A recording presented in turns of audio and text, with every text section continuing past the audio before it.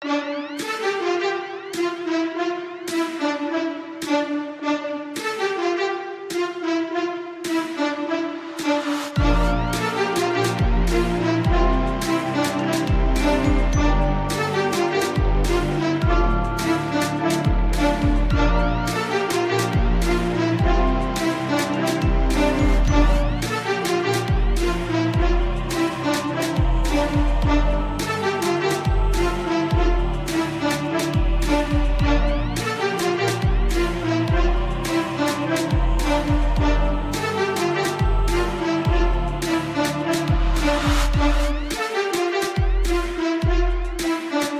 know what it is? We switched the time so much I got confused. I ain't know what was happening. But now I'm here. You know the vibe. Another episode of that Victory Talk podcast. Yeah, I'm wearing a sweater because it's goddamn, what is fucking 50 below zero in Miami today? Let's start the show.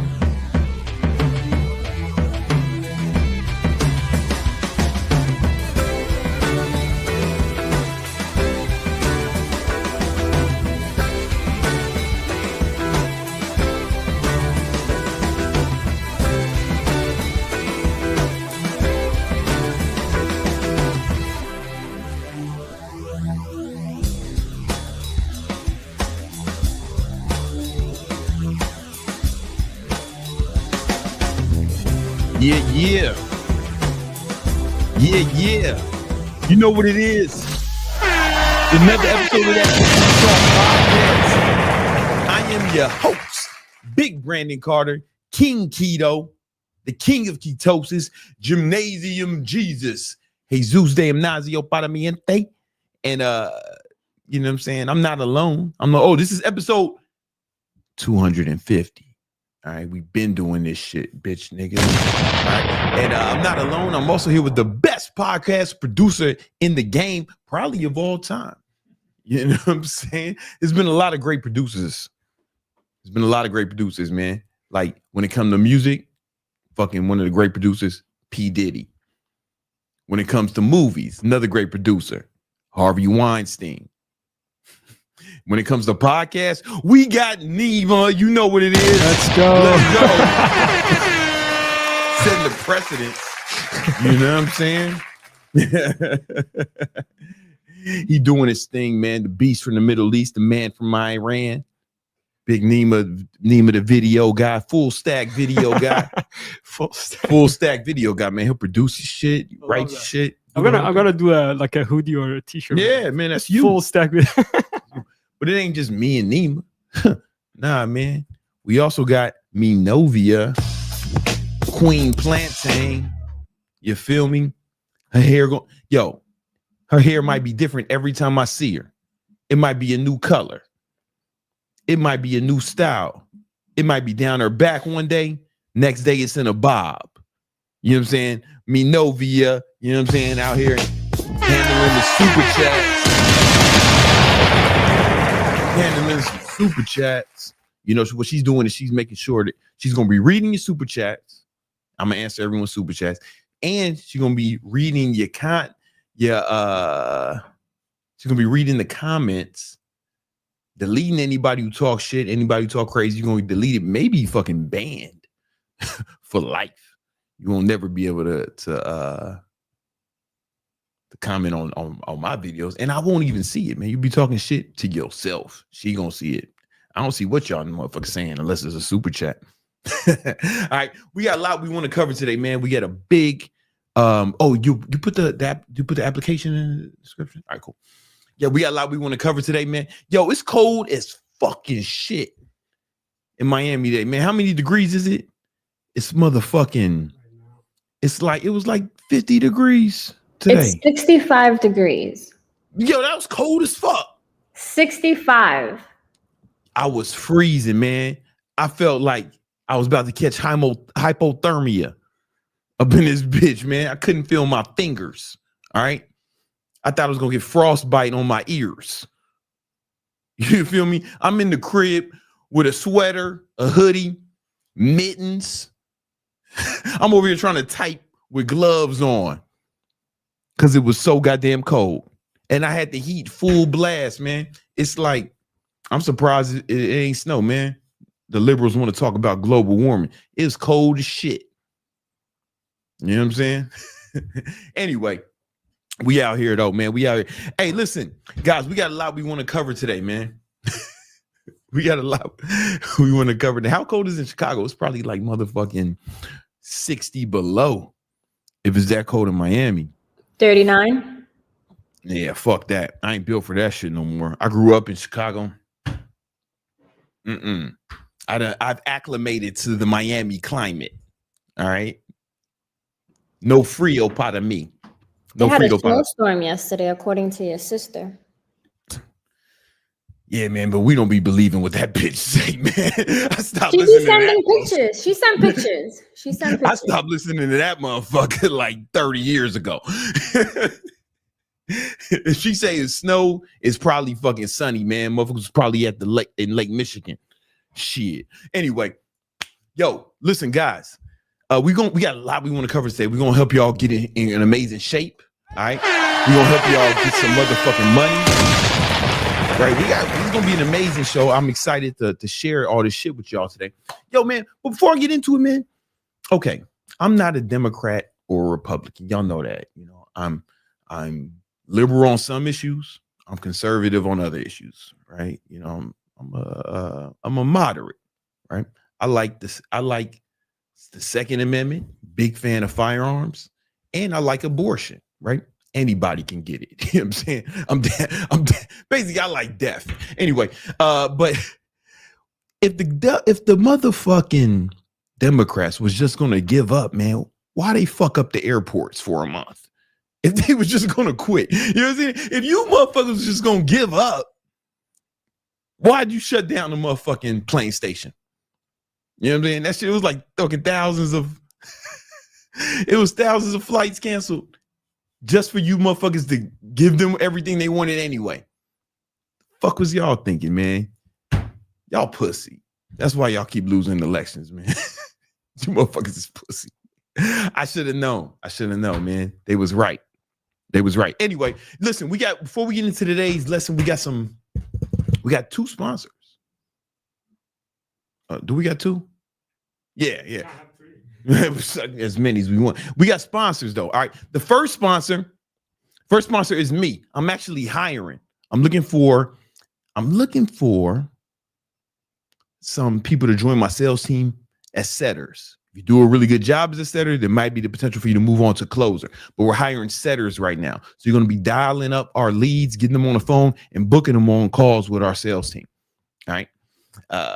There's the application below. Right. If you're looking for a job in an organization, in an 8-figure organization, want to ride with the winners, there is an application. If you love sales, the sales is your shit. This can be a good entry. You know, we hire all our closers internally. But if you want to be a setter and you do a good job as a setter, there's a path forward to potentially becoming a closer. All right. Or you might just love setting, man. Set it off. You know what I'm saying? Some people got to know your role. Maybe that's where you want to be. Anyway, click the link in the description. It's the first link, guys. It's the first link. Fill out the application. And then my HR team will reach out to you. If they like your application, they'll reach out to you for an interview. And then if they like you, then you get hired. If you know, amongst the other candidates, right? There's going to be, we got a few positions we're trying to, there's a few openings for this position. We're going to be picking a handful of people. If you feel like it can work for you, then go ahead and click that link. And yeah, man, I'm giving out jobs. Motherfuckers be trying to sell you shit. I'm giving you jobs. I'm giving out opportunities. Shout out to me, man. Next sponsor we have is Stop Repellent. Stop Repellent is the easy to apply spray that keeps the hose away. Because here's the thing. Once you start watching this podcast, this Victory Talk podcast, and you start implementing the shit that I teach you on how to build your money, muscle, and mindset, you won't be asking yourself, hey, how do I get bitches? How do I get some girls? That's going to be the least of your concern. Your issue is gonna be like, damn, it's too many fucking bitches, too many hoes. No más chicas, por favor. No más culo, no más. Right? You know what I'm saying? And then you're gonna need dot repellent. So dot repellent was genetically engineered by Iranian scientists. Yeah, they're not all bad. They're not all bad. So we got some friendly Iranian scientists to help put us together this formula because it's genetically engineered to only repel the DNA of thoughts, hoes, sluts, skanks, skeezers, Jezebels, and scallywags. All right, good women, they'll smell it and they'll be like, what's that aroma? You smell delicious. You smell fantastic. All right, but the thoughts, they might go into a convulsion. All right, so this is going to be, we want to have this out. We're thinking about Thanksgiving. We're thinking about this screen. That's the goal. Yeah. That's the goal. Depends on the super chats. Yeah. It depends on. So we want to have this out by Thanksgiving, but we're crowdfunding it, right? So if you want to repel thoughts the way I want to repel thoughts, what's up? Oh, okay. All right. Cool. All right. Listen, if you want to repel thoughts the way I want to repel thoughts, leave a super chat. I could have went on Shark Tank, but I said I don't want Mark Cuban. I don't want to fuck with Mark Cuban. He knows why. He knows why I can't fuck with him. We have a long-standing beef, decades old, right? Right. So I said, instead of going to Shark Tank, I came to Victory Talk. And I said, you know what, guys? All your super chats go towards development of thought repellent. All right. And we want to have this. We think we're about 2 weeks away. We should have this out by Thanksgiving if we get enough super chats. Yeah. If we don't get enough super chats, it's your fault. It's your fault. You're going to keep being 2 weeks away. Yeah. It's just we can have this out as soon as we get enough bread. All right. Let's get it. All right. I know we got a lot we want to talk about today. But one of the first things I want to talk about is some of you motherfuckers is fat. Ugh.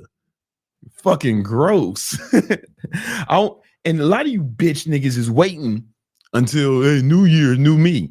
How about you get in shape before the fucking New Year so you hit the ground running, bitch nigga, instead of waiting till your ass get fatter over the holidays.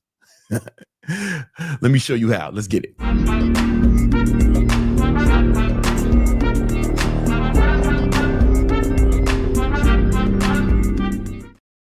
Run it one more time. I wasn't ready.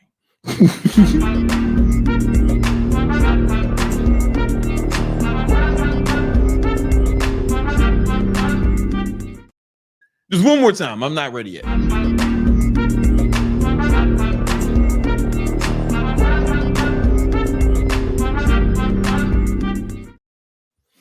You fat as hell. I know you fat because you watching the video on how to lose weight. I'm not watching them. I'm making them. All right. So here's what we're going to do. I'm going to help you get in shape before 2026. No, I'll help you get in shape before the New Year's. See, the average American gains about 5 to 10 pounds during the holiday season. During, you got Thanksgiving, Christmas, Kwanzaa. What y'all do, Nima? We got no rules. No rules.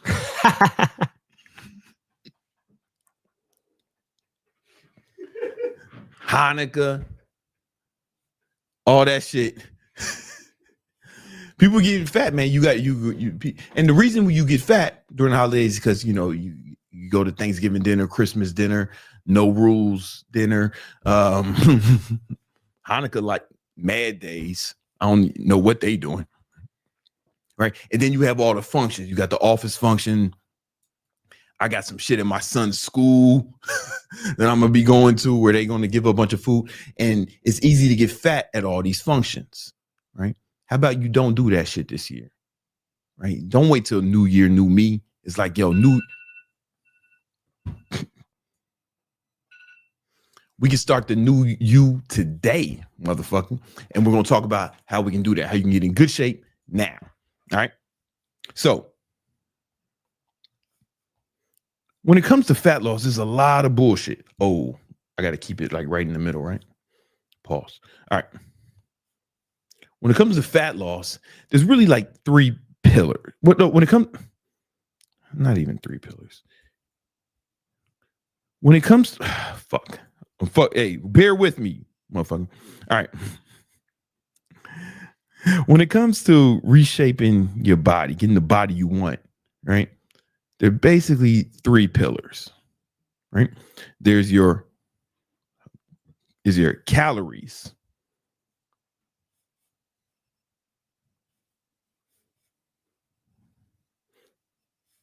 And your calories will determine your size.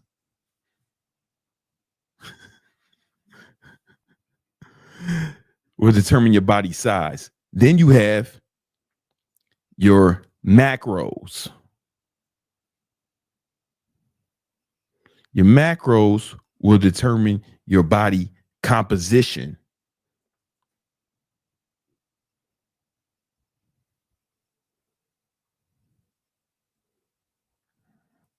Right? And then you have your micros. Right? Your micronutrients. And those will determine your motherfucking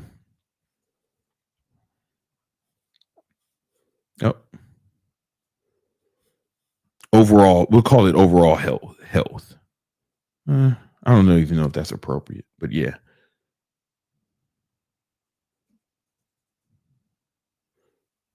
Right now, this video is not about fucking health.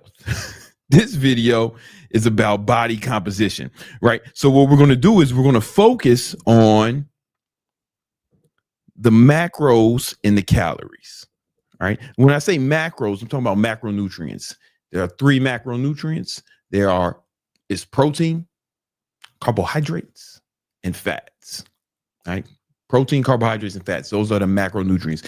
And your macronutrient ratio will determine your body's composition. The calories determine your body size, like how big you are or small you are. Pause. All right. And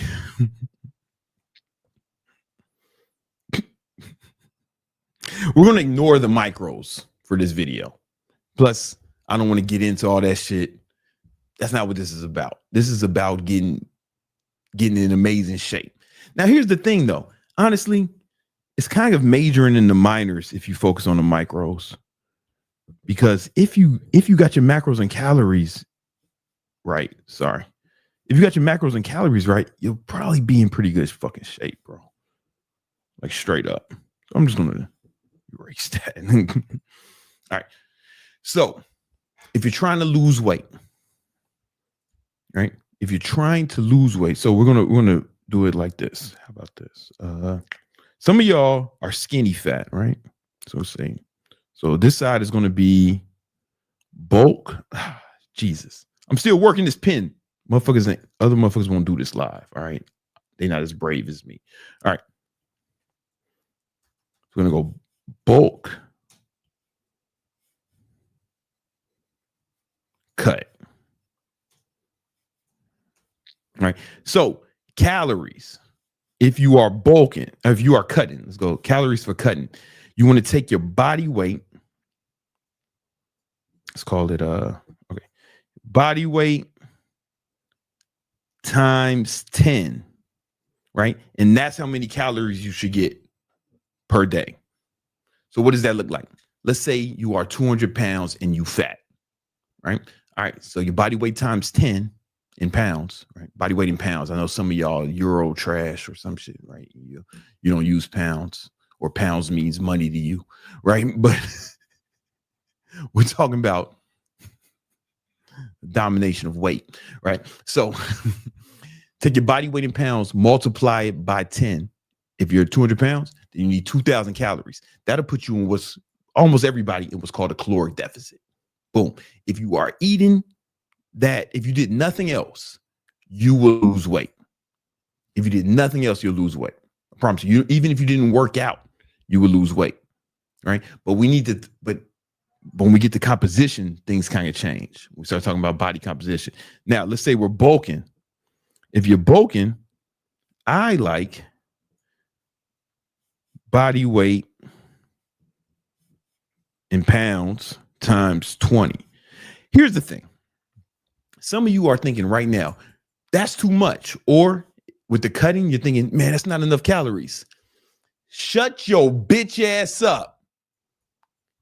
Here's the thing. All these other fucking influencers, they think you soft as fuck. They think you a bitch. Like straight up, they think you a bitch. That's why they say, man, you should do a moderate calorie deficit if you're trying to lose weight. You need to do something sustainable. That's the goofiest shit in the world to me, right? Because a calorie deficit is a mild form of starvation, right? Why would you want to sustain starvation, right? I think you should go on an aggressive cut. An aggressive cut, get into hit your ideal body weight, and then sustain that, right? And then go on, then switch your calories so it sustains something actually, so it sustains the body weight you want. You what motherfuckers out here saying, hey man, put yourself in a moderate 10% calorie deficit. Yo, shut the fuck up, man. That shit gonna take forever. You're gonna get frustrated and quit, right? I believe if you're watching my videos that you are tough enough to do something fucking hardcore, right? Take your body weight in pounds times 10, and that's how many calories you should burn each day. Anything else is too pussy, man. It's just way too fucking pussy. And that's these influencers, they think you a pussy, bro. They think you pussy. Then they'll say shit like, oh man, but then that's how people get eating disorders. Like, shut your bitch ass up, man. Less than 2% of the population has eating disorders, man. Shut the fuck up. There's more millionaires than people with fucking eating disorders. Get the fuck out of here, man. You probably never met somebody with a real eating disorder. This is what you call a eating disorder is really just you being a bitch. All right. Now, some people do have it. Like 2% of the population has eating disorders, like for real. It probably ain't your bitch ass. All right. You just soft. How about you just stop being soft and let's just go hard? Pause. All right. And the same thing with the bulk. Body weight in pounds times 20. So if you are 200 pounds trying to build some muscle, all right, you'll need 4,000 calories a day. Yes, it is a lot. However, look, bitch, nigga, if the shit you was doing was working, you wouldn't be watching videos about this shit. You know what I'm saying? Like I made my first million like 11 years ago when I was 32. I'm not watching videos about how to make $1 million. I make them. You know what I'm saying? I'm fucking making them, right? If you knew what worked, you wouldn't be watching videos about it. Shut the fuck up and listen. All right.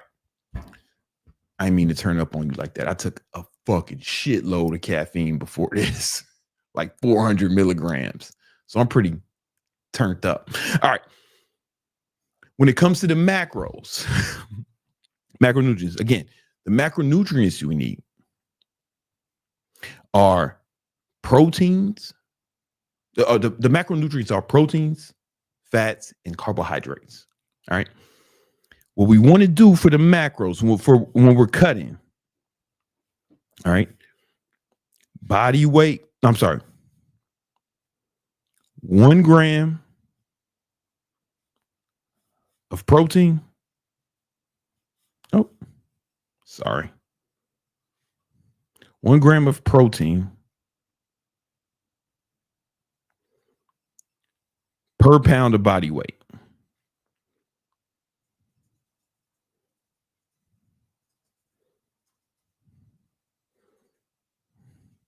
Per pound of body, 1 gram of protein per pound of body weight. That's all I really care about. If you hit the calories in your protein, you'll be in good shape. Because the protein is what's really going to help you with your body composition, right? Because it's going to cause we want to retain as much muscle as possible during the cut. What you do with your fats and your carbs, you can do whatever you want. I like low carbs. I do the ketogenic diet. I've been doing keto for 9 years now. You don't have to though, right? It's really just about calories and protein. I just prefer to go low carb. Some people prefer to go high carbs. Whatever floats your boat, man. Whatever you want to do. The only thing that's really important is hitting the protein. You do not need to cut carbs. You also don't need but you don't need carbs either, right? You don't need to cut carbs, but you don't need carbs for anything. Okay, so there's essential amino acids, which are proteins, essential fatty acids, which are fats. There's no such thing as essential carbohydrate. It's like it doesn't exist. So just for me, I rather cut out the, I mean, if we gotta get 1 gram of protein per pound of body weight, right? Our protein is set. For me, I'd rather cut the carbs. You might rather cut the fat, right? Or you might equal them out. I don't give a fuck what you do, right? You will lose weight if you do this, and you retain a good amount of muscle as long as you do 1 gram of protein per pound of body weight. Okay. Now, if you're bulking, if you're trying to bulk up, right? Guess what? We're gonna do the same shit. 1 gram. Hold up.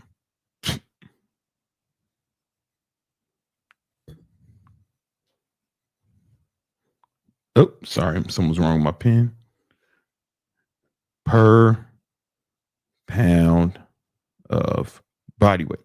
It's the same. It's exactly the same. And this is the minimum, not the maximum. Right. So some of you guys are thinking, man, I saw such and such video and it said you don't need 1 gram of protein. You only need 0.7 or 0.8. I read those studies too. But you got to remember, those studies were done in perfect conditions.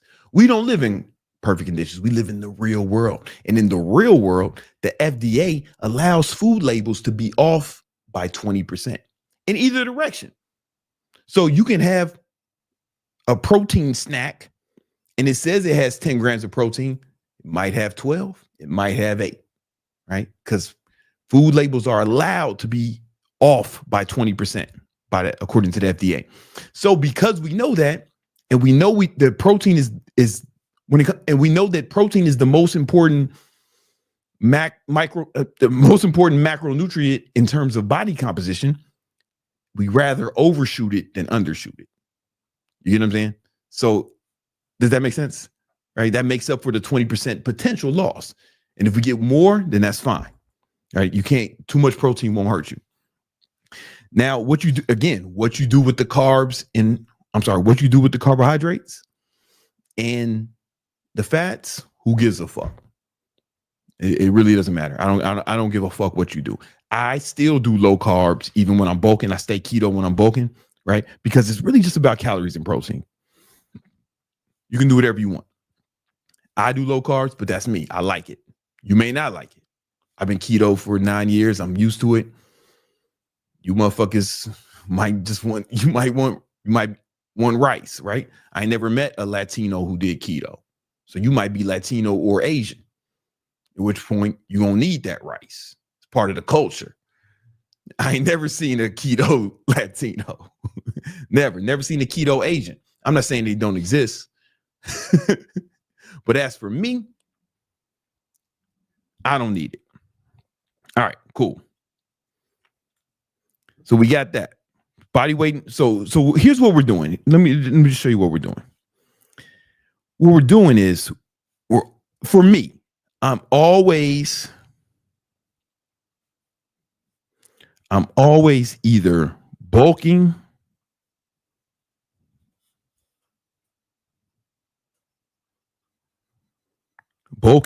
or cutting. Like always. Always. I never do maintenance. Like I don't remember ever doing maintenance calories. I'm always bulking or cutting. So what I do is, boom, this is what I recommend. Everyone, you cut until you have a 6-pack. Let your abs be the judge. You know, cut till you feel like you have a 6-pack. If you have a really strong 6-pack, you're probably going to be either low single-digit body fat, either high single-digit body fat or low double-digit body fat, like in the low teens, right? You get a 6-pack, boom. Let's say this is, sorry. Oh, sorry. Oh, okay. All right, fine.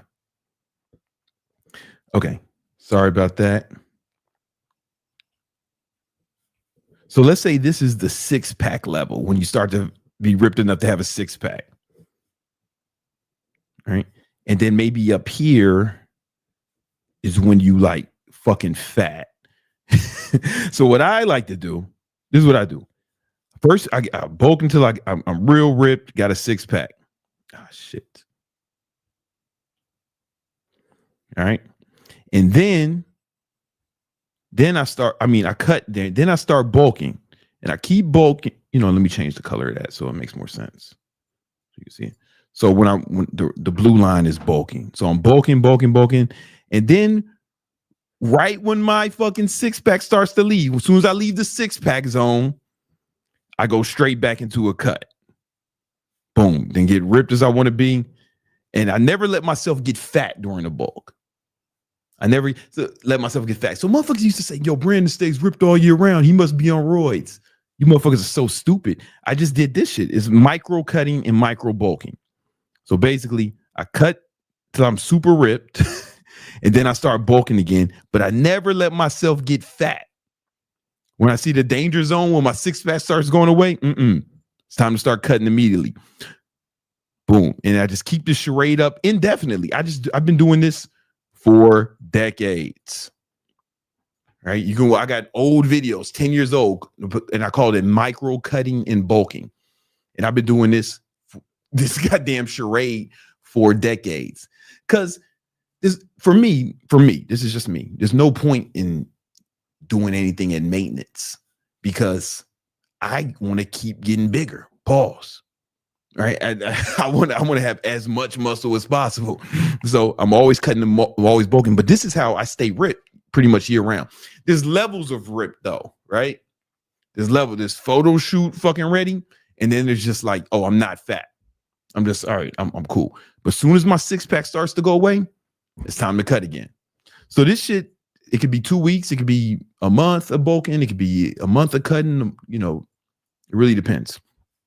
Right, but I end up bulking half the year and cutting half the year. But instead of bulking for 6 months and getting all fucking fat and gross, and then cutting for 6 months and getting all fucking skinny or whatever, I just break that shit up into smaller sessions. And I do it just like this. Boom. When I'm bulking, body weight in pounds times 20, 1 gram protein per pound of body weight. When I'm cutting, body weight in pounds times 10, 1 gram protein per pound of body weight. And I do that shit indefinitely. Now, how do we do this shit over the holidays? Same shit, man. When it comes to the holidays, fucking holidays, the key is, here's the key. If you want to do cheat days, you can. I haven't done a cheat day in it's going on 3 years since I've had a cheat day or a cheat meal. I just quit doing that shit. But that's me. You guys can do whatever you want. If you want to not get fat if you want to not get fat during the holidays, your cheat day should be Thanksgiving or Christmas or the Muslim holiday. Do y'all eat on that day, Nima? Is a food-based celebration? Oh, so Nima just told me that my Muslim brothers, they have food too. So it's that day. I don't know what they do. I don't know what the Jewish people do. I don't know. I'm gonna have to ask. What is that? They just get together with friends and family on the end of the weekend. Have dinner together. Got it. Hey, whatever, man. Whatever you got going on, man. Jews, atheists, fucking Hindus, Buddhists, whatever you got going on this month. So that day, that's the cheat meal. Not cheat day, cheat meal. Right? You'll eat as much as you want on Thanksgiving. Eat as much as you want on Christmas. Those 2 days are not what make people fat. What makes people fat are the fucking leftovers. It's the leftovers. Just don't eat the leftovers. What I do is I don't do Thanksgiving at my house. And I just leave. And there ain't a bunch of shit here. You feel me? Just don't eat the leftovers. I mean, it's really don't eat the leftovers. And it's not a cheat week. There's gonna be office parties. There's gonna be shit going on at your kid's school. I know there's gonna be some shit going on in my kid's school, but some white people gonna make that food. So I won't be too tempted by that shit, you know. Motherfuckers gonna be putting raisins in the stuffing. Gross. No thanks, Karen. I don't want your fucking raisin stuffing. That's another thing you could do. You can go to white Thanksgiving. You won't want it. You won't have to worry about overeating. I digress. There's gonna be office parties. There's gonna be celebrations. Don't eat. Those ain't your cheat days, man. Stick to your motherfucking diet on those days, and then save it for Thanksgiving. Save it for Jesus' birthday. If you gotta have a cheat day, Jesus' birthday. You know what I'm saying? I need my note to y'all, profit. But it's cool, man. Whatever you got going on, right? Or you can just do what I do. And I bring my skill to Thanksgiving dinner and Christmas dinner at my friend's house. Right. So there's no shit here. And I don't eat no sweets. I don't do cheat meals. So I stick to my motherfucking diet fucking all year round. You know what I'm saying? I don't give a fuck. I don't give a fuck. I stick to my diet year round. So on fucking I'll probably be cutting still on Thanksgiving. So boom, I'm gonna take my body weight in pounds, multiply it by 10. So I'll probably get 2,000 calories. I'm 200 pounds, right? And 200 grams of protein, right? So I'm gonna stick to my diet. So I'll be at Thanksgiving dinner, not eating no fucking stuffing or no shit like that, mashed potatoes. I mean, yo, give me the fucking turkey, the dark meat, because turkey breast is gross, right? give me them the dark meat. Pause. Give me some of that. Give me some of them collard greens. You can eat. People don't know that you can eat vegetables on keto. It's like green vegetables. They're very low in net carbs, so it's all good. Give me some of the collard greens, and I'm gonna be good. No, nigga, I don't eat pie like your fat ass. All right. No, bitch, nigga, I don't want cake like your fat ass. If I eat like you, I'm gonna be like you, and that's a fate worse than death. So that's what I'm gonna do. Now, here's so you could just stick to your diet, like just stick to your regular shit on Thanksgiving, which if you're a badass, I'm gonna give you a third option. You can do intermittent fasting that day. If you want to fucking pig out for Thanksgiving dinner, that's your cheat meal. Don't eat the rest of it. Don't eat in the morning. Just fucking fast until it's time for that Thanksgiving meal, then go to town. Right? That will limit your total calories for the day. And that might work. My girl just told me that a lot of Hispanics do that. Latinos. Right? Mucho fastio para Thanksgiving. Yo hablar un poquito español. You know? And that's cool, you know what I'm saying? Do that. And that's really, I don't know. I'd rather you stick to your diet that day, but if you wanted to make it a cheat day, that's fine. That's cool. That can be your cheat day or cheat, but don't make it a cheat day. Make it a cheat meal, not a cheat day. And just stick to the game and then go right back to this shit. If you're in a cutting phase, go on that. Now, if you're bulking, it makes it a little easier, right? If you're bulking during the holidays, it makes it a little easier. I've never been able to bulk during the holidays because I've been in the fitness industry basically my whole adult life. And in January is where we make the most money in the fitness industry. Like we make the most money in January. You know how the gyms are on January 1st. They're fucking packed. People in that motherfucking. And I always wanted to be super ripped by January 1st to make the most money. So I never had the experience of bulking during the holidays, but it seems like a good time for regular motherfuckers if you can time it right. You just eat more.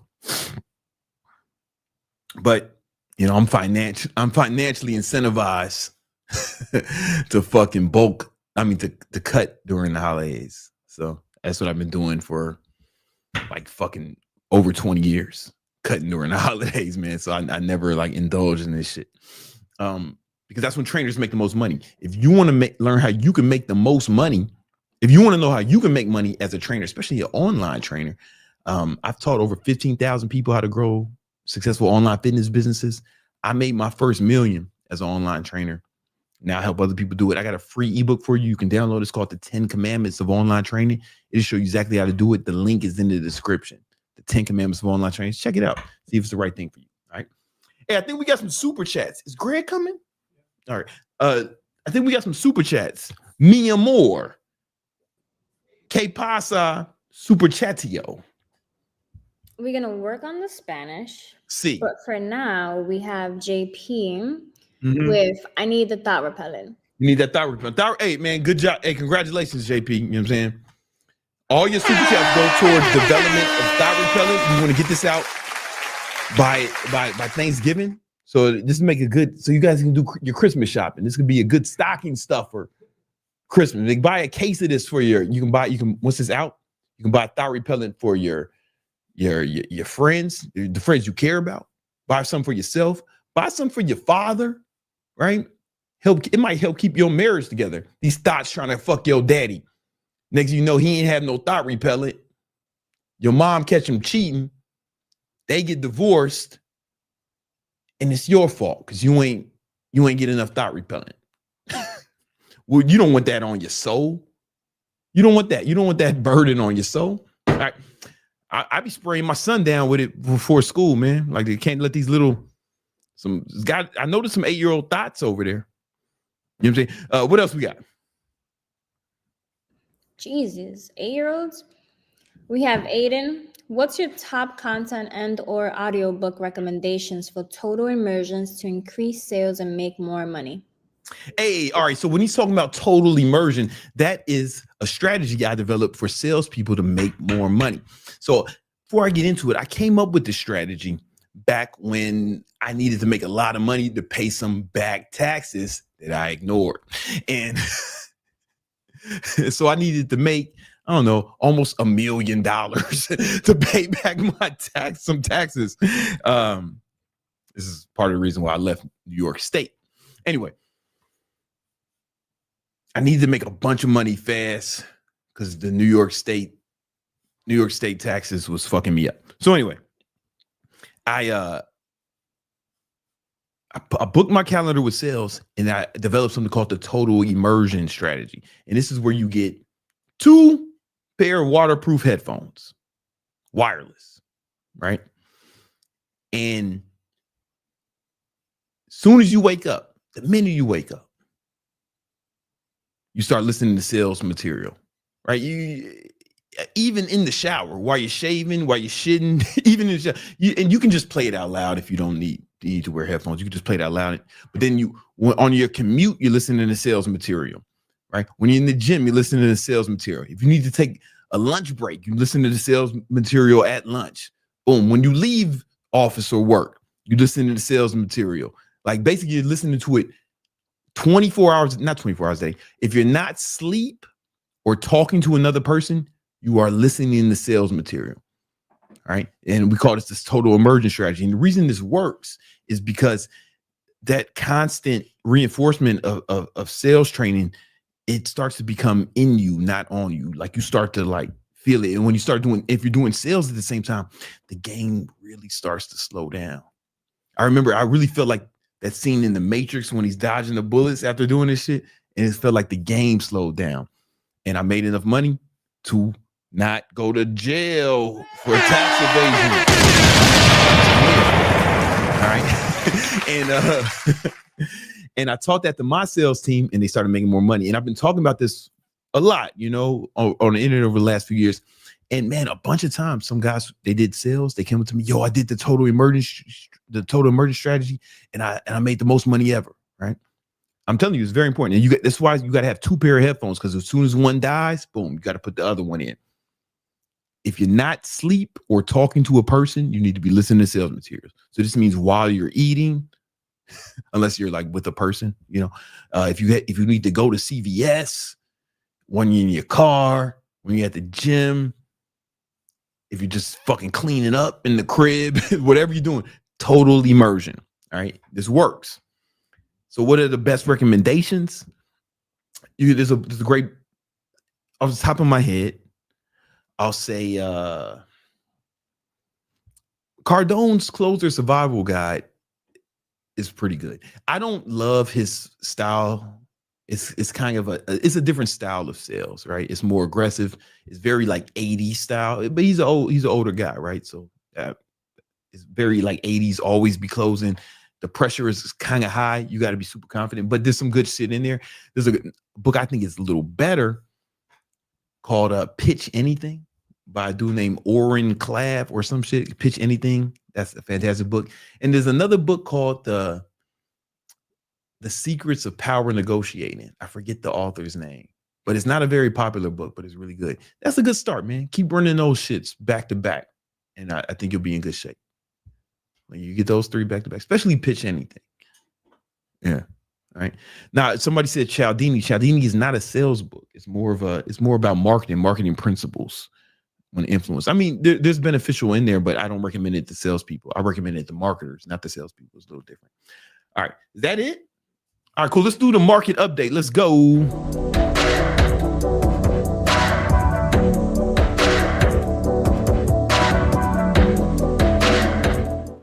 Like that.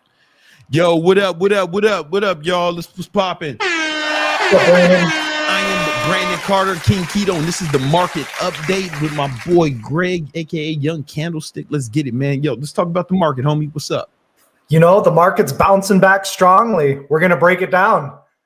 All right. Basically, what we've got here is the S&P 500 had a big bearish week last week. You know, from the highs, the market was dropping about 4%, which is a decent down week. It's respectable, you know. And Friday, it had a big down day, and then it reversed sharply. So this is a bullish hammer candle. Now, this week, we have the weekly expected move priced in at about $12. And we've already hit the upper edge of the weekly expected move. So 2/3 of the time, price is contained within this range. So that means there's a 66% chance that we could drop short term. Okay. But if we start to break and hold above the weekly edge of the expected move, market makers have to hedge their deltas and they have to buy S&P, and you can get a big breakout to the upside. Okay. So stay nimble in the short term. In the long term, the market's fine. Continue to dollar cost average, buy the market. There's a lot of talks about a bubble. And even if it is a bubble, you'll get a chance. Talking about the AI bubble. The AI bubble. Yep. And so even if there is a bubble, bubbles, if they drop heavily, they're likely going to rebound sharply and come back in the long run. Okay? Yo, here's the thing, bro. If we are in an AI bubble, I feel like there's too many people talking about the AI bubble for it to be a bubble. Like, I feel like we're in an AI bubble. Yes. Yes. You know what I'm saying? Like, there's too many people talking about it for it to be a real bubble. I was just about to bring that point up. You're on top of it. The .com bubble crashed because nobody was calling for a bubble. They weren't calling for a top. And so we're kind of like playing 4-dimensional chess with the market sentiment in this case. But the .com bubble, that was represented back over here. This is a monthly chart. This is the year 2000. Okay. Nobody was calling for a top. Yeah. That's what makes stocks actually drop. When nobody's calling for a bottom, that's when stocks tend to rally. So, you know, into the end of the year, at face value, the market looks bullish. I can change my mind. You can be nimble as a retail trader, but I've got to remain bullish into the end of the year, November, December.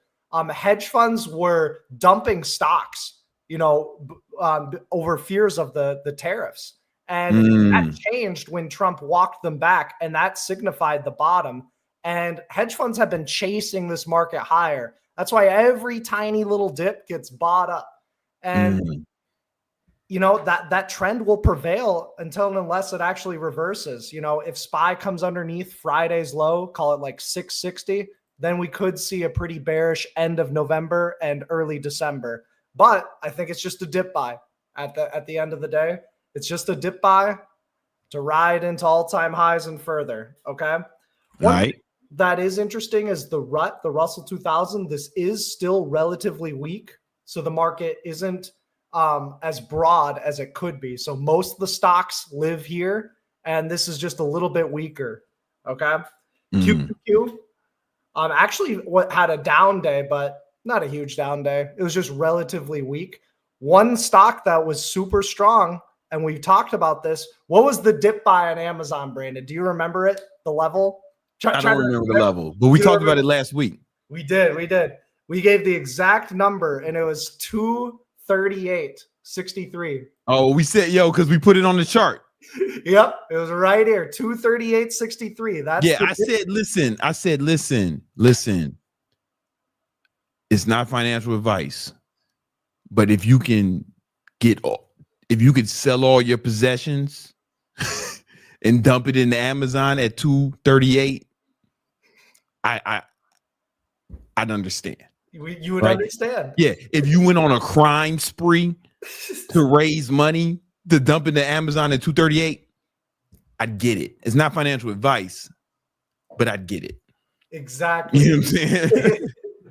Exactly. And if you stole money and went on a crime spree to buy Amazon stock, you're up on your risky investment. You're up. You can give all the money back, and now you playing with house money. Yeah. You're like, hey man, sorry I had to steal all your shit. Here's some cash. Here's some cash. You know what I'm saying? There you go. Yeah. Just return the money. Or make them come get it in blood, man. You got enough money to buy more guns now. Yeah, exactly. Right? It's not financial advice. This is how winning begets more winning. Yeah. That's how winners win. That's how I think the similar advice Warren Buffett used to give. Yeah, very similar. Yeah. I see no differences. But all jokes aside, I am still bullish on Amazon. Jokes. Yeah. Oh, yeah, jokes. Yeah. Yeah. All jokes in all aside. seriousness, Amazon is still bullish. Okay. So, I'd be even looking at doing something like selling bullish put credit spreads into the end of the year. Okay. On Amazon. So that just means you make money as long as Amazon closes the year above a certain price. And so you could do that at like the 220 level. If you want to be a little bit more aggressive, you could do it at the 240 level, and you just collect all that premium if Amazon closes above that level. All right. I'm targeting at least 265, but potentially 280, 300, 310. It really all depends on how strong the market can be into the end of the year. Okay. So Apple, breaking bullish today. Apple has a lot of cash on its balance sheet. Apple is strong. It's not really a buy setup, but just use it as an indicator. If you're Apple's strong, man, especially since Tim Cook been sucking Trump's dick. You know what I'm saying? Since the inauguration, he been kissing his motherfucking ass, If you can't beat him, join him. Hey, man, listen. Tim Cook was like, you know what? You know what I'm saying? Tim Cook was giving him awards and shit. Hey. Tim Cook made up awards to give Trump. He invented some award to give him. You know what I'm saying? It seems to be making him money. Hey, whatever works, man. Hey, that's a wise CEO, man. No wonder the cop. No wonder the stock's going up. Yeah. So keep using Apple as an indicator for the market direction moving forward. Okay. It's tough for the market to have a big green day if Apple is red. It's easier for the market to have a nice green day if Apple is green. Nvidia, I'm still bullish long term. It does have some short term weakness though. So a little Nvidia, weakness. Yeah, a little bit of weakness, a little bit of a double top action going That's over the here. AI bubble. That's the AI bubble. That's the AI bubble, man. Yeah. So, long term, I'm bullish on Nvidia. Short term, don't try to trade it or speculate on it too much. I think just use it as an indicator for the broad market. Tesla. Again, this is similar to Amazon. I'm bullish on Tesla unless the market shits the bed. As of right now, though, Tesla's been trapped in a range from 420 to 480. And it's been trapped in this range since early September. Okay. The longer Tesla stays in this range, the bigger the breakout. Oh, yo, so wait a minute. They Elon Musk is gonna get paid $1 trillion in stock, right? Yeah, if he performs well. He's got to perform well. So, like, yo, there's some stipulations. He's got to have like a bunch of autonomous taxis on the road, right? Functioning. Yep. That's what yeah, he's got to have he ain't gonna get that $1 trillion, man. It was like, sure, man, you have a trillion. You get these autonomous taxis you've been talking about for 2 decades, bitch. You can get them. Hey, man, anything can happen. Anything Yeah, can I happen. guess. he been trying to sell motherfuckers that dream for so fucking long, man. Listen, I think it's gonna be a while. My son may never drive a car. He's 8, right? So he got 8 years. Maybe in the next 8 years there'll be autonomous driving. Maybe, but then again, a lot can change in just a few years. Oh yeah. See, the biggest thing that would foil Elon Musk's trillionaire status would be like a long-lasting recession. That would be the thing that would foil his plans. Just there's a lot of hoops and hurdles, a lot of regulation with self-driving, and then also if there's going to be a recession and a long recession, there's just going to be so much friction to raising capital. Yeah, it's tougher to raise capital in recessions, and they got to stop killing people, right? Yeah, they got to stop. The cars got to stop killing people. Yeah, I'd like that. I'd like that. I don't want a motherfucking killing machine on the road. Yeah, with no human oversight. You're just chilling in the car, and then just like the lights turn red. Somebody hacks the car, drives off a cliff. Nah, I don't need that. I don't need that. But yo, he might get it. He might get it. A lot can change in a few years. Like, you never know. Something has changed that we've never seen before. Can I show you? Yeah, what's up? Real quick, I want to show you something I came across this chart. Let me get my screen. Show me what you got. All right, so check this out. You see this S&P 500? Oh, they hit the oh. I don't know how. Just making a command minus. Interesting graph. Okay, so you can see. I don't know if I can, homie. It looks good. Yeah, but he's talking about the mobile version, the mobile shit. Damn. Anyway, so all right, mobile motherfuckers, you can't get it. But like with this graph, it's like, so this is like job openings, the blue line, and this gold line or brown line is the S&P 500, and they're usually in tandem. Over the last 20 years, they're in tandem. There's been slight divergences, but never nothing like this. You know what this is? You know what happened here? Divergence. Well, you know why? Just a lot of job cuts all around, right? Yeah. Do you know why? Been shut down? Nah, because this is I can't see the date. Can you see it? That's too far. I'm too old. I'll make it bigger. Pause. It's like December 2022. That's when ChatGPT was released. Oh, yeah. It's all making sense. Exactly when AI got released. Wow. Yeah. If these are job openings, right? So if this was a fucking stock chart, would you be trying to buy right now? Would you buy? Maybe. Actually, it might be support. Maybe, support. Maybe. Yeah, it might be either support a bear flag or a reversal because it's chopping at that. But like this one of these is wrong, or they're both right, and there's been a decoupling. Yep. Yeah. But we've never seen this before. This chart goes back 20 years. That's a really interesting graph. We've never seen this before, man. I don't know what to make of this shit. You know what I'm saying? I mean, I guess it's pretty clear what to make of it, but it's like, what does that mean? It's exactly as you said with any divergence. One of them is wrong. Either there's going to be more job openings and that's going to come back up and catch up to the S&P 500, or the S&P 500 is going to drop and resume its correlation with job openings. I mean, that's a great hypothesis. And historically, if it wasn't for this, the chat GPT came out there. Like, there's a reason there's a decoupling. Yep. You know, like there's a reason there's a decoupling, and yeah, I don't know what to make of that. I honestly, I think this might be different. You know what I'm saying? Like, it might just not correlate anymore. Maybe, or what you said is right. But we don't have no reference for this. That's what I'm saying. Like, over the last 20 years, we don't have a reference for this. Exactly. You know, and anything past 20 years is like, we're talking pre-internet. So I don't think it would even be applicable. It may or may not give us insight as to what might happen in the stock market, but it does tell us that stocks can still go up even with less jobs. Yeah. Oh yeah. That's what that for sure is telling us right now.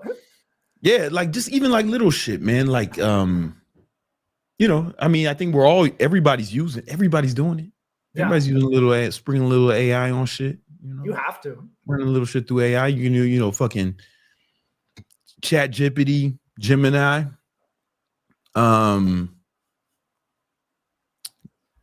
if you nasty. You know, I don't know.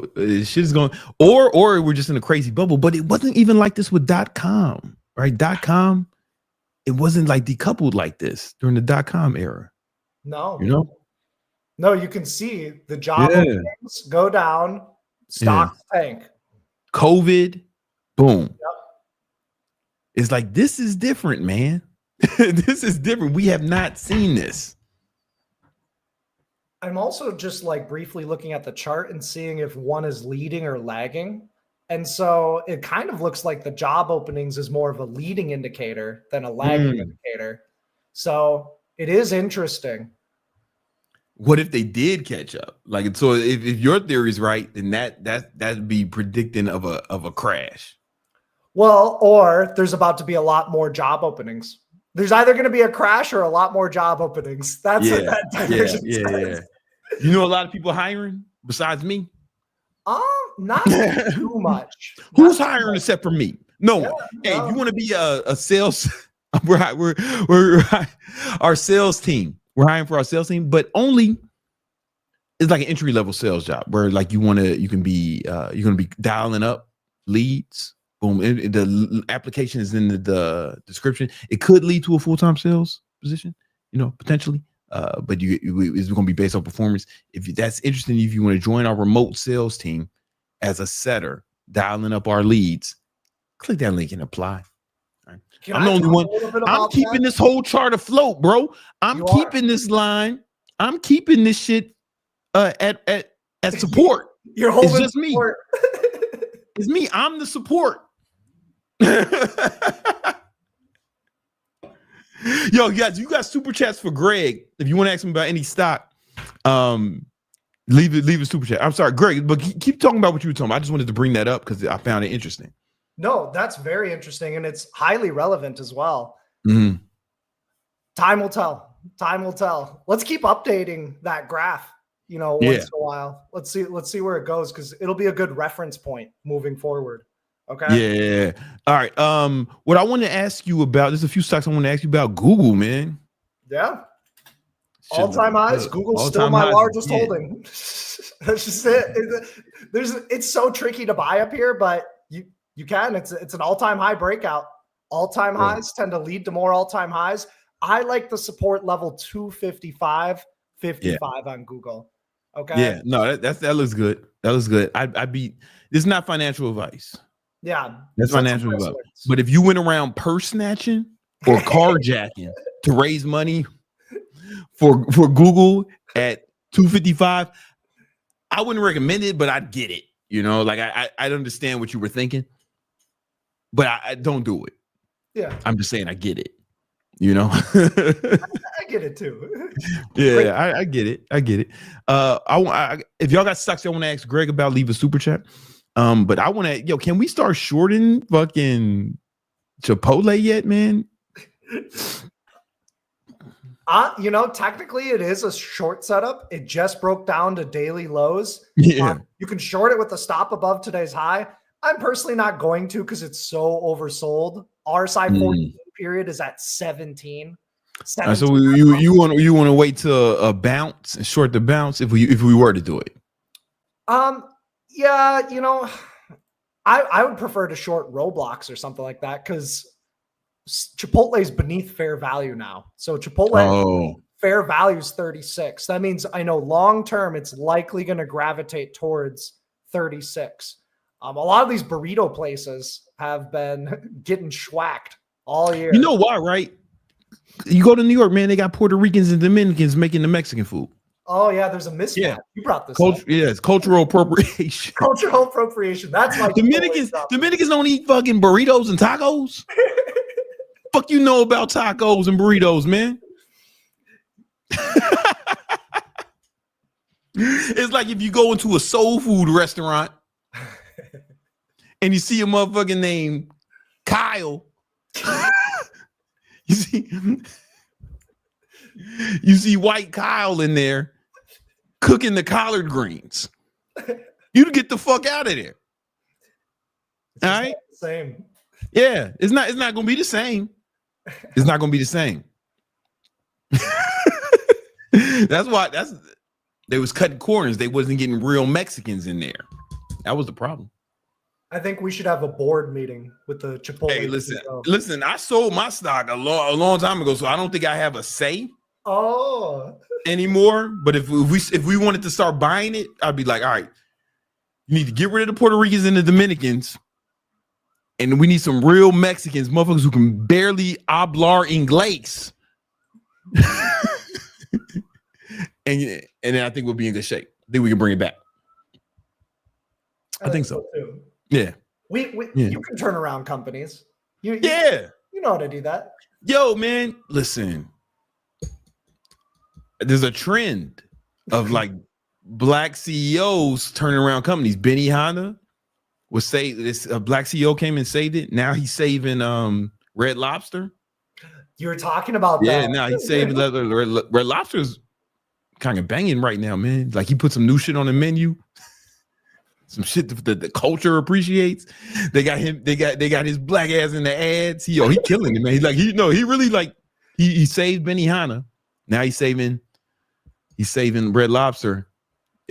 Listen, Mr. Chipotle, if you listening, Jimmy Chipotle, if you listening, I will save your company. First thing we're gonna do is get some real Mexicans in there. It's too late now. It's too late, Trump. You know. Oh God, where are they? But that's why it's going down. Maybe they had Mexican. Trump killed Chipotle. It all comes together. Trump killed Chipotle. Goddamn Dios mío. Fuck. Man, we should have like a Victory Trades team dinner at Red Lobster. Yo. That shit is fucking fire, bro. Yo, man, I haven't been to one of them. I heard they changed the ambience. I just fucking ordered that shit. It's just fucking banging, bro. Yeah. Go try it out now. Jeez. Yeah. You got to fuck with it, man. Oh, sorry. Enough about Red Lobster. Unless what's Red Lobster's ticker symbol? I don't think they got one. They went bankrupt. Yeah, then they needed a black man to come save them, just like the viewer. Unless you can find it in the chat. Just like the motherfuckers watching this video.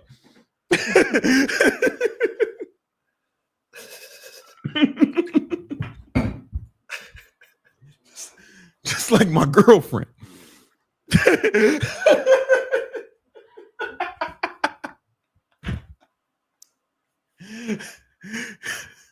Okay, let's keep going. What's Red Lobster's ticker symbol? I don't know Red Lobster's ticker symbol. I don't think they own the stock exchange, bro. Yeah. I think their parent company is. Yeah. Whatever it is. I don't feel like looking it up. Hey, all right. DoorDash. We shorten it or what? Dash down again today, 1.69%. Yeah, it's a shit. That shit is a falling knife. We gonna catch it or what? I wouldn't catch it. I wouldn't buy it. What you do is for the short setup is you need this to base out as a bear flag and then short the breakdown once it goes. Otherwise, the really only other short setup is at the gap at 240. So price level 240 or let it go sideways, then break down. I really like the Roblox short right now. I entered Roblox short today. I'm probably going to add to it underneath $100 per share. Okay. The fair value is, $60 per share. So stock has a lot of downside, potentially, like 30% downside. And it's kind of doing that rejection already. Yeah. And they getting some bad press too. Yeah.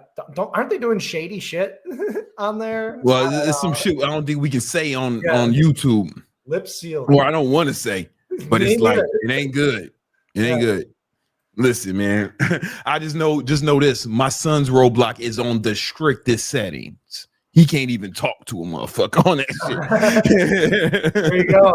His shit is on the strictest settings. He can't speak to a motherfucker on that shit. Keep him safe. For good reason. Yeah. Keep him safe. He ain't shit. His real name ain't on there. Like none of that shit. Yeah. For good reason. I like Roblox short. I like Roku short. Okay. Roku short. It's not really technically confirming, but another You one. just got a feeling. You just got a hunch. Yeah. I mean, it's not fair value. That's pretty much it. And sometimes I trade off vibes, man. I just feel it. Yeah. You got to trade off vibes, man. I get it. I get it. All right. Okay. DocuSign, man. Can we short that yet or nah? See, DocuSign, it's just it's technically there. The technical setup is there. This is a nasty bear flag. Like, yeah, man.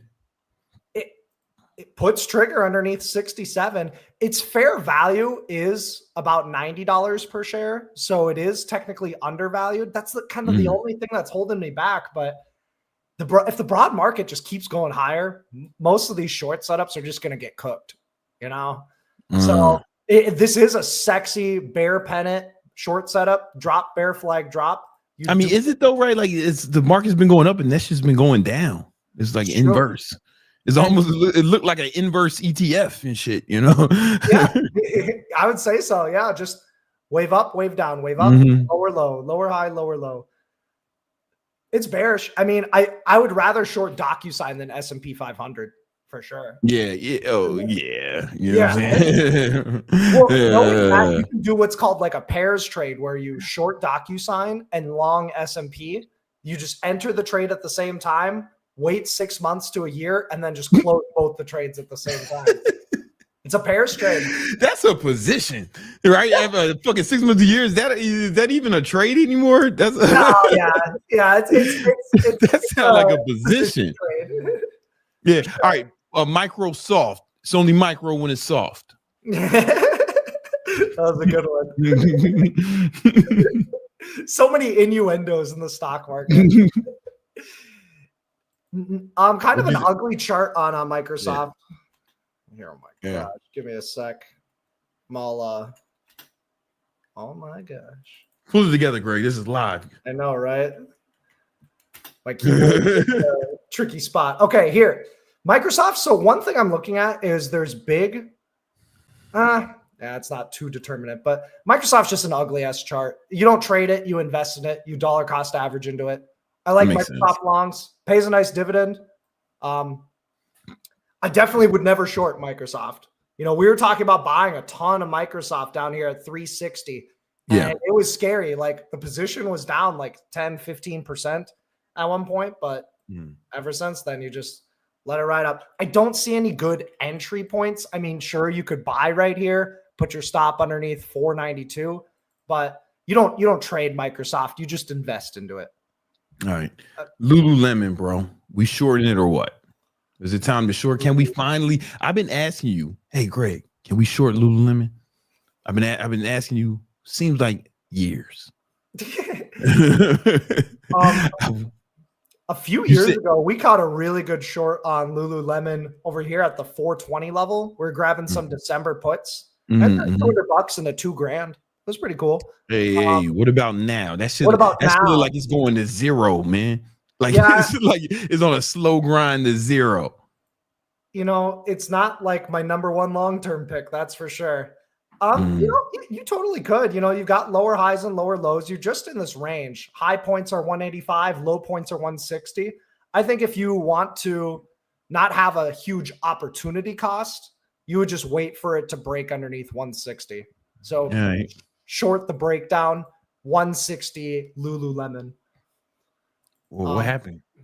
Oh, sorry. No, keep going. I'm sorry. I saw it was something weird on this end. If you guys are looking for some good wheel setups, check out T1 Energy. Okay, I'm wheeling this. This is an alerted trade for Victory Trades members. Premiums are really high. I do think the stock gets up to 6 or 7. Energy company. Another one, EOSE. This one's a good wheel, has relative strength, breaking out and just consolidating above daily highs and I believe all-time highs. Nope, daily highs. So EOSE wheel, TE wheel, those are doing good. I was asked about a penny stock on Thursday, ASST. You could have grabbed it down here at $1.24, got as high as $1.72. This one just kind of looks neutral right now, but it could break out if it breaks above $1.72. ASST. Bitcoin and Ethereum are looking bullish. Bitcoin and Ethereum. Tom Lee thinks that Ethereum can double by January. Tom Lee. Who the fuck is that? He's a hedge fund manager that's been in the market for 30 years. He's known for just always being bullish, never bearish. Every dip is a dip buy. If you're always bullish, you're gonna be right sometime. I'd rather always be bullish than always be bearish because with enough time you'll be right.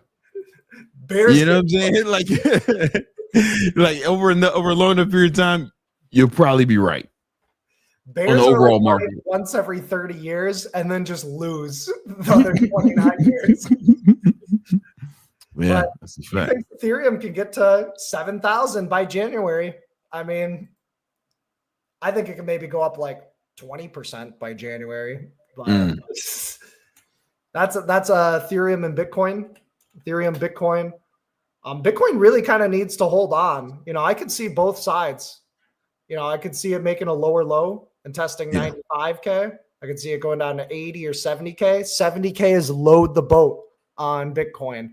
I could also see it just going back up to the highs and revisiting the highs.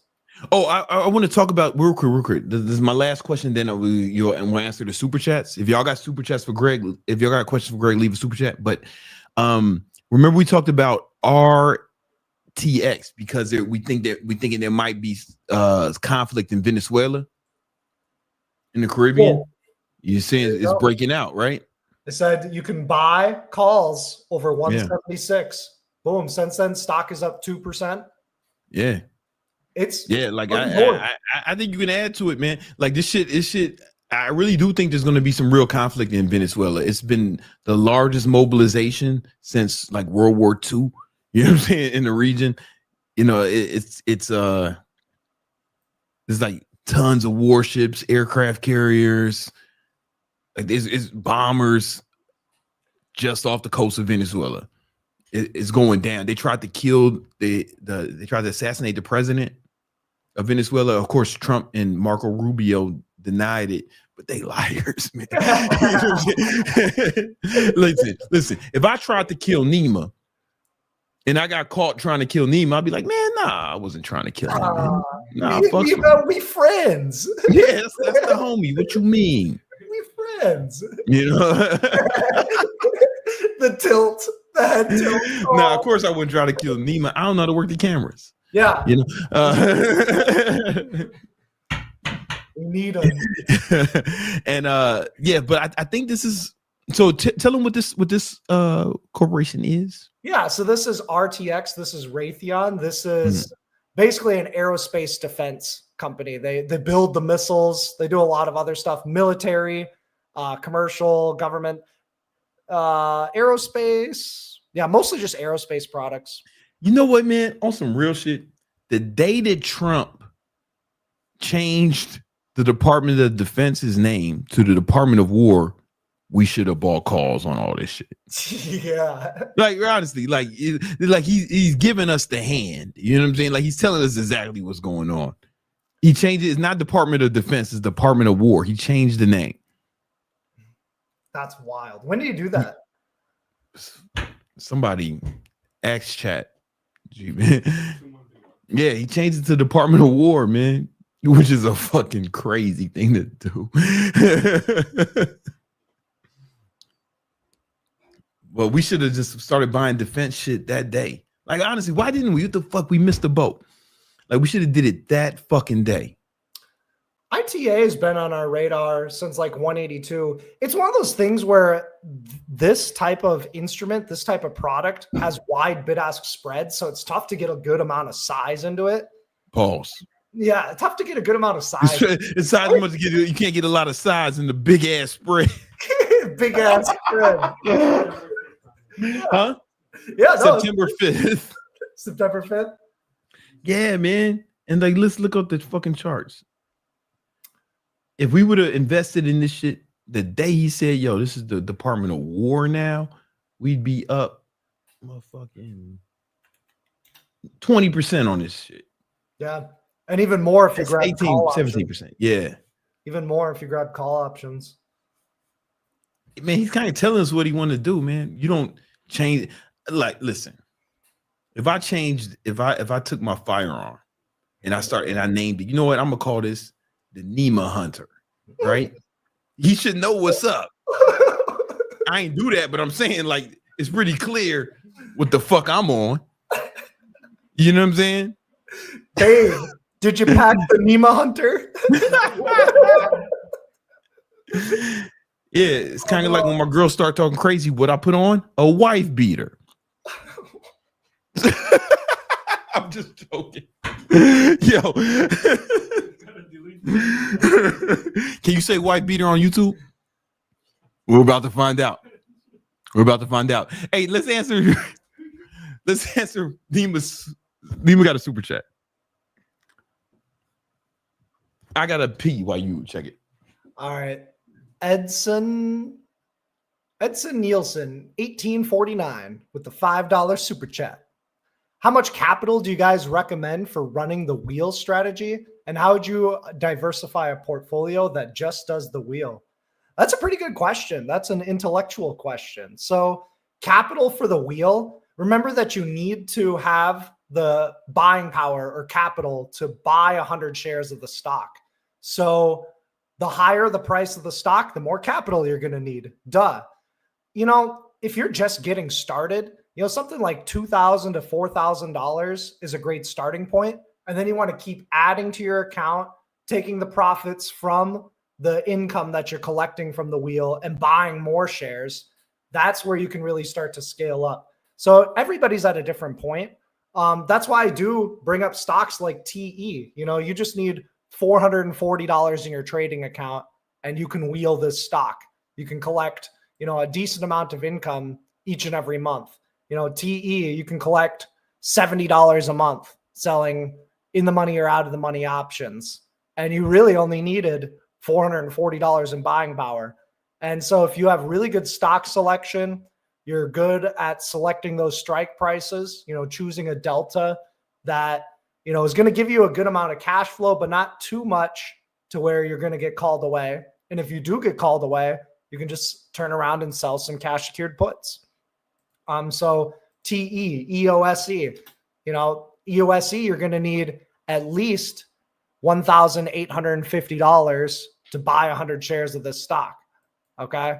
So the more wheels that you have, the more capital you're going to need. Now you want to diversify your wheels across different sectors and different markets. So, you know, if you want a metals wheel, I'm wheeling AG. So AG is going to give you cash flow from silver. You can wheel silver, the spot price of silver itself, through the ETF SLV. Now, back when I was talking about wheeling this, you needed $2,600. Now you're going to need $4,600 to wheel it. So, you know, the wheel is just one of the best ways to generate income in the stock Man, it's market. easy money, bro. It's free money. It's the easy money. You just need money though. Like that's when you need money to do it. You can do poor man's covered calls though, right? Yeah, you For can the- do poor man's covered call. You know, that's where you buy a leap option in the money, and then you And just it's- sell weekly covered calls. I'm doing And this they're on usually a lot cheaper, right? Yep, I'm doing this on XPEV. I've been doing this for about 2 months now. I'm actually potentially going to get called away on my short call on XPEV. I sold the 25 covered call right over here, but notice my leap call that's in the money. That's making a crap ton of money. That's making $262. But XPEV just exploded this week. So, you know, I do have a short call that I need to potentially close out. But there's so many ways to profit from the market. That's what's cool about it. Awesome, man. That's it. All right, guys, listen, if you want to trade with us, we trade futures every morning with Victory Trades. Man, we make a lot of money. I see some of the Victinators is in here, Ethiopian Baller, the homie Brandon, you know, HVAC, you know, yeah, man, you trade with us every morning. We out here getting money. How did it do when I left today? Actually, I crushed it just as you left. The market actually started to break down once you left. It was just chopping back and forth. Yeah. Then it broke down. Then it just chopped for a bit, and then it just went on an all-day squeeze. It was good. Yeah, be like that. You know what I'm saying? If you got, hey, you made $1,700. Come on, man. Come on, man. We getting money out of it. We trade futures every morning, but we trade with prop firms, so you don't have to trade your own money. And also, when you join Victory Trades, you get Greg's trade alert straight to your phone every day. I take them all the time, man. So you get and you can ask Greg questions anytime about any stock. You know what I'm saying? So it's pretty dope. And you can join Victory Trades right now and trade with us tomorrow morning at the market open. All right. See you tomorrow morning. Peace out. All right, y'all. Links in the description. Holla at y'all. Peace. All right. Boom. I think we got another super chat.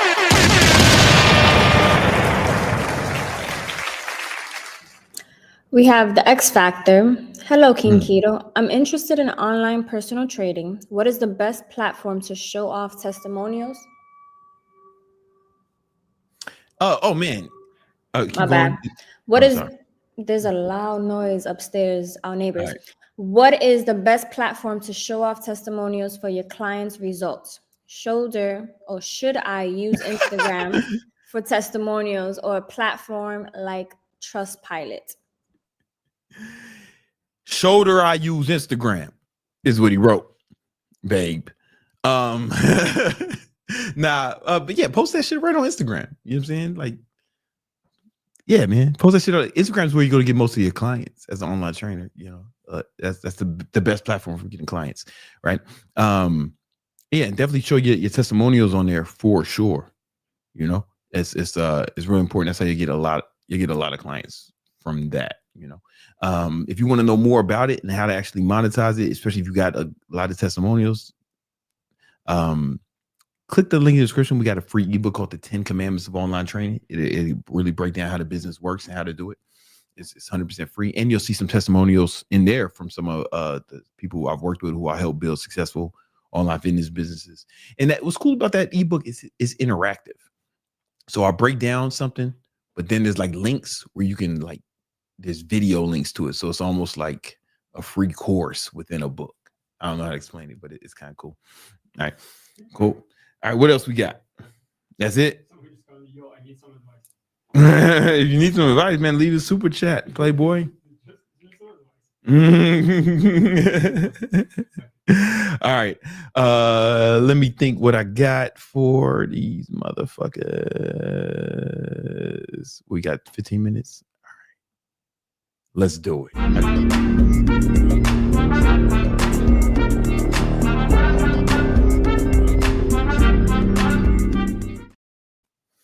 It's time to finish the year strong. I know a lot of you motherfuckers been losing all year. And you're thinking, hey, man, maybe I'll wait till next year, new year, new me. Nah, man, it's time to start winning today. This way, you can get a head start on your New Year's resolutions and your New Year's goals. Don't wait till you're going to wait fucking 2 months to start going after your goals. No, bitch, nigga. You need to start right now. All right. And I'm going to give you the breakdown of how you can make a comeback, the greatest comeback of your life, no matter what you're trying to accomplish. All right. So the first part of this is you need to set some goals. Hold on. Right. You need to set goal, and we're going to focus on one main goal. You can have a bunch of goals, but you need to focus on one, especially if you ain't accomplished a whole bunch of shit yet. One main goal. So a lot of people a lot of people make the mistake of trying to accomplish a bunch of shit simultaneously. Like if you see this shit where the average millionaire has fucking 27 streams of income, these motherfuckers didn't start it all at once. They didn't start 18 businesses simultaneously, man. They got rich doing one thing, or were successful doing one thing. Then they had some leverage, and then they did the next one, and the next one, and the next one, and the next one, and the next one. All right. So you need to pick one main goal. All right. And I think it should be a financial goal. Let me explain why. The reason you want to have it a financial goal is because there are 4 quadrants of life, right? There is health, money, we'll call it friends and family. Oh, that was dyslexia in action. All right. Friends and family and romantic relationships. I don't like looping friends and family and romantic relationships together, because you're not fucking your friends and family. All right. First of all, unless of course you are watching this from like Alabama or something, you know, in which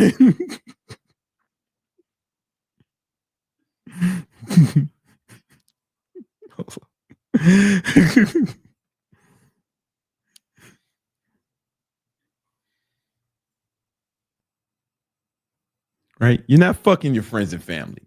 When you start fucking people, it changes the dynamic of the relationship. Things are different, right? And, you know, people break up with each other all the time. People divorce their wives, but your fucking mom is probably going to be your mom forever. You know what I'm saying? Or until one of y'all dies, right?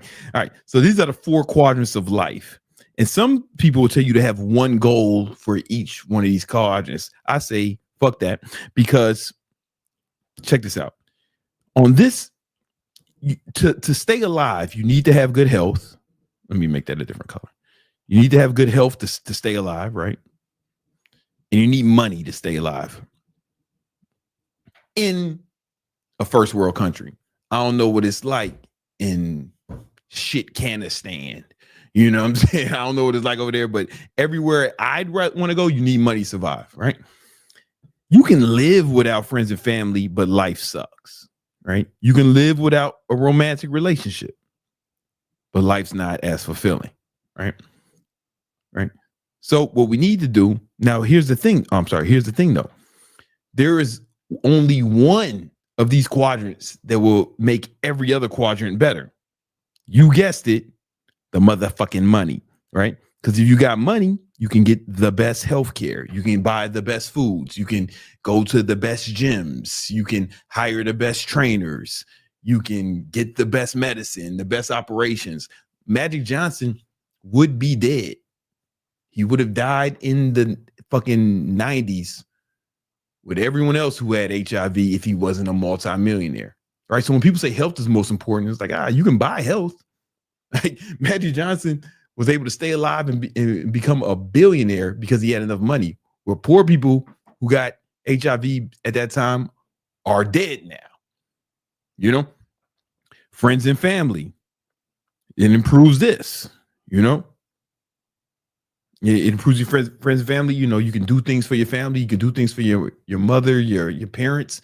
You can do things for your kids. You can send your kids to the best schools. You can get them the best tutors. You can get them, put them in the best situations to succeed, you know, right? It's very important. In romantic relationships, it improves this. The number one cause of divorce as financial issues, financial reasons are the number one reason people get divorced. 50% of 50% of marriages end in divorce, and number one reason is financial, right? It's not infidelity, it's not lying, it's not bitch ain't sucking enough dick. It is. I know I would have thought it would have been that, but it's financial reasons. And so it stands to reason, if you love your partner, you better make some money, because statistically, rich people get divorced less. Poor people get divorced the most. And it makes sense, man. Bitches ain't leaving ballers as fast as they leaving bus drivers. Ain't nothing to leave a bus driver. You can replace him with a janitor.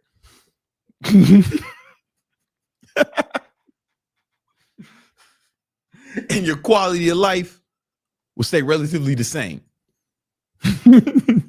So we want to focus. So your one goal should be a financial goal. That's going to be your main goal. Right? But there is something you should know about this. Right? So you have one main goal, but there's some other shit that happens. Right?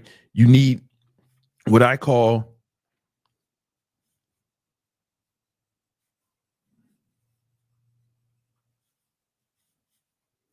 support goals.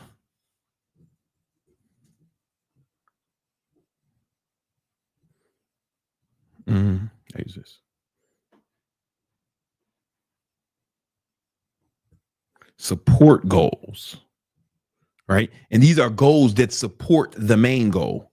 Like the main goal is the most important. I should have made that smaller, right? Pause. All right. Support goals support the main. And there's two types of support goals. There are offensive. Let me make this bigger. Pause. There are offensive support goals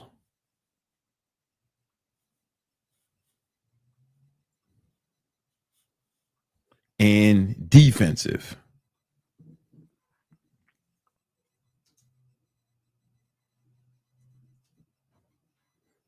Right. So if your main goal is a financial goal, an offensive support goal would be something like start business, or, learn skill.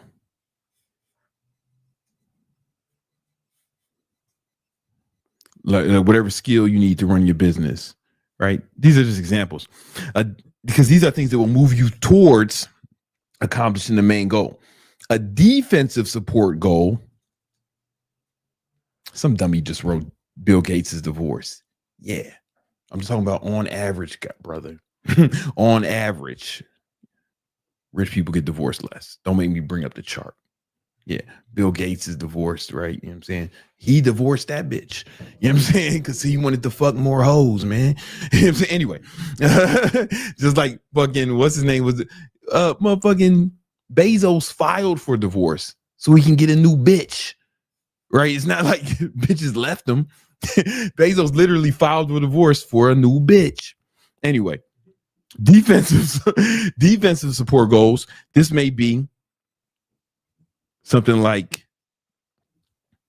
so a defensive support goal is things you want to accomplish in order to clear the path. Because there's some things that can stop you from accomplishing your goals, and these things will prevent those things from occurring, right?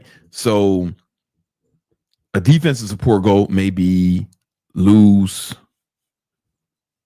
50 pounds. Like if you fucking super fat, you want to lose some weight so you can stay alive, right? You might fucking die if you're too fat, right? Or it could be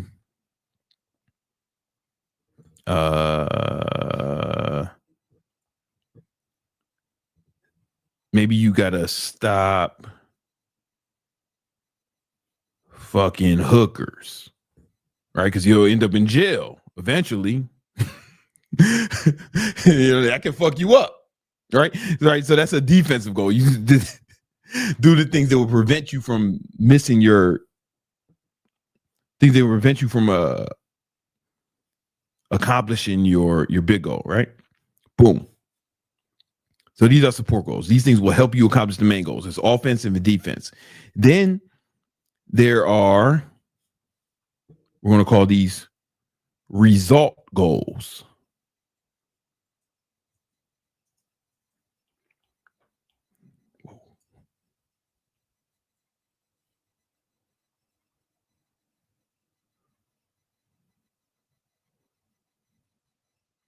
Right? And there's two types of result goals. There are altruistic.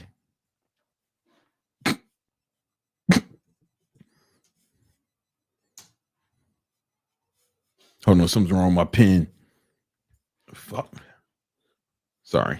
There are altruistic result goals. So these are like things you want to do for other people. Right? This could be like, for example, buy mom a house.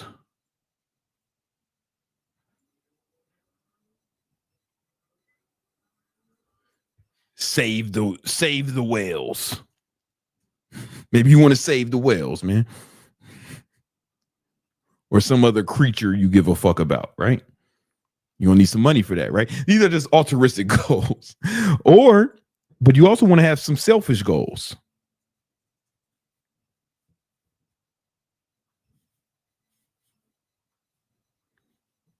Right? And this could be, for example, like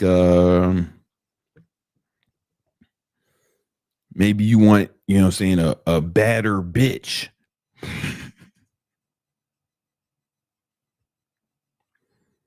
You might think, oh man, I don't want a girl just want people for money. Man, listen, the 9s and 10s ain't out here fucking broke niggas, man. At least not habitually, right? It might happen on accident, you know, she get drunk enough or she off the molly and you catch her at the right time, the right place, right? But the better bitches don't have to worry about your goofy ass. Or maybe you want, you know what I'm saying, new watch. I don't know, new watch, new car, right? Whatever. Or maybe you want a new watch, fucking, you want an RM, you know what I'm saying, some diamonds, whatever. Who knows, man? You want to have selfish goals too, right? But you got to see, so these goals are a result of accomplishing the main goals. Does that make sense? Where the support goals help you accomplish the main goal. You guys getting that? But it's all this way. Now your life is congruent. See, a lot of times people fuck up and they set goals that are not congruent with each other. Right? Somebody say, oh man, I want to be a good husband, but I also want to be an international playboy and fuck 30 bitches. Those goals are incongruent with each other. Right? So then now their life doesn't flow. But if you set it up like this, now your life will flow because everything will be about the main goal. Right? Now we're doing one thing. Now, that's step one. Figure out your goals. Take some time to do this. Draw this little chart. Figure out what your main goal is. Come up with things that need to be accomplished to hit that goal. Right? Things that you need to do to make sure nothing gets in your way of hitting that goal. Those are the defensive goals. And then think of the things you want that are a result of accomplishing the main goals. The altruistic, the altruistic goals, like, you know, you want to do some good in the world, you know what I'm saying? The selfish goals, things you want to accomplish. Cool. All right. Boom. Now that you got your one goal, now what we need to do is step two, we need to weaponize time. All right. So I've been a starch proponent of this, right? Where I talk about planning every hour of every day in your calendar. Every hour of every day in your calendar. If you look at my calendar, every hour of every day is accounted for. I'm not out here freestyling my days. You know what I'm saying? Doing this shit on the fly. Every hour of every day is accounted for. Well, I know when I'm going to work out. I know when I'm going to eat. You know, I know when I'm going to be with my niece, nephews, sons. You know, when I'm kicking with my friends. Everything's accounted for. I'm not fucking around out here. You need to start living out of your calendar, right? Because what thing that's going to do is going to give you more time. Now you'll see how much time you're wasting when you start living out your calendar. You got to remember, there's 148 hours in each week, right? You sleep 8 hours a night. That's 56 hours a week, right? You're left with 112, right? if you work, even if you worked 80 hours a week, boom, you're still left with 32 hours to do whatever you want, right? I'm not saying you even got to work 80 hours a week. I'm just saying, like, the time is available. You still got 30 hours a week to do whatever the fuck you want if you slept 8 hours a night and worked 80 hours a week, right? But you guys aren't fucking, it seems like you don't have enough time because you're not planning your time. You're not weaponizing it. You just out here freestyling it every day, wondering why you don't have time. So here's what's important. For your one goal, you need to work on the one goal for 4 hours a day. This came from a book I read once called The One Thing. And it talks about, man, figure out the one thing you need to accomplish that will make everything in your life easier or unnecessary. And then spend 4 hours a day working on that one thing. The author of that book was worth $100 million when it was published over 10 years ago. I think he's close to a billionaire now, you know? So don't believe me, man. It's 4 hours a day. You can do that, man. You can do that if you plan your time. You can get 4 hours. I don't care what you got going on. If you work 40 hours a week, it's okay, man. Work 40 hours a week. Sleep 8 hours a night. That's 56 hours. 56 times 40, what's that's 96, right? 96 subtracted from 168. What's that, Nima? If we subtract 96 from 168. Huh? Okay, so it's 168 hours in a week. So you subtract that from 168, you're left with 72 hours. 72 hours, man. Like, you got time, man. You're just not planning. That's why we gotta live out a calendar. And in your calendar, you need to put in the 4 hours every day. Every day. And we're talking about even weekends that you're working on this goal. At least 4 hours. You can do this if you got a fucking job. You can do no matter what if you in school, 4 hours a day working on this one goal. I have never seen anyone do this and fail. But most of y'all don't do this shit. You know what I'm saying?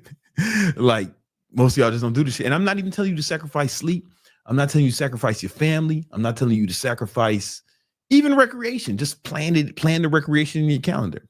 Plan the time with your family in your calendar. You know? Now, one thing I would say about, like, you guys who say, man, but what about family? What about family? I get it if you have kids. Like, if you have kids and you got a family, I get that. You know, kids are a lot of work. Especially if you had like 30 kids. I'd have told you not to do that shit. I told you to use a condom, but you know, we are where we are, right? But some of you guys don't have kids and you like in your 20s and you'll be like, man, what about family? Like, motherfucker, what you talking about, your mommy and daddy? You spend too much time with your mommy already, man. That's why you sound like a bitch. You know what I'm saying? Your mommy wants you to get out and be a man, all right? You can see her, you can see you pick her up, you figure out the minimum effective dosage of mommy time. Put that shit in your calendar. I bet you still got 4 hours a day, right? Use Google Calendar. If you want to learn how to actually do that, I have another video about how to plan every hour of your day in your calendar. It is the cheat code to life. Is the cheat code to success. Everybody who does it, their whole life changes in less than 90 days. They accomplish more. They start running circles around the competition. It's the one fucking hack that I can say really works. Planning every hour, every day in your calendar. Go watch the video on how to do it right now. All right. I think that's it. All right, y'all. This has been fantastic. This has been another episode of that Victory Talk podcast. We do this until further notice, Tuesday and Thursday at 5 p.m. Two things before I leave. If you are trying, we're hiring some people to join our sales team as setters, not closers, as setters. But if you do a good job as setter, there may be opportunity to work your way up to closer. It's remote. You can do it from anywhere. The link is in the description. Fill out the application. We'll get back to you if I'm not going to look at it, the application, right? But my HR team. However, also, I'm taking on a few online training clients. So if you want me to train you personally online, there's an application below where you can fill out the application. You're going to get a text message as soon as you fill out the application. If you want me to train you, help you get in shape, you're going to get a text message immediately. If you do not respond to that text message, I'm going to ignore your application. All right. So that's very important. All right. Holla at y'all.